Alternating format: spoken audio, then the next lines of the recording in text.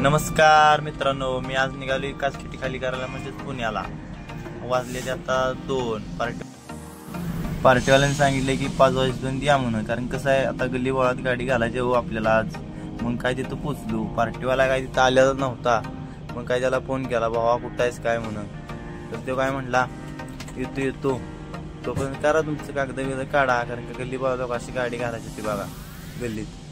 मग काय गल्लीत गाडी बिडी गाठली. वाजल्या तिथंच 8 वाजल्यानंतर काय म्हटलं, मग गेटला कसं स्क्रूप लावलं होतं ना गल्लीत असल्यामुळं. मग काय बघा इंटरनॅशनली चावी घेतली. बघा चावी बघा इकडे गाडी लावल्या बघा.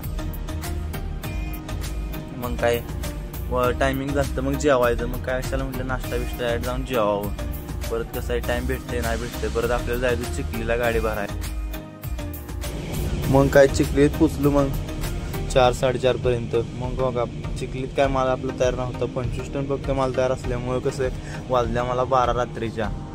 मग काय शेवटी फायनल गाडी केली. मग काय पुण्यातनं निघालो. मग तिथनं बिल वगैरे व्यवस्थित घेतलं. मग काय खेड शॉपवरला गेलो.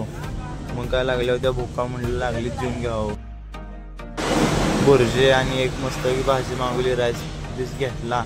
मग काय जेवलो पोट भरून. मग काय निघालो कोल्हापूरला. चला बाय बाय, नमस्कार मित्रांनो.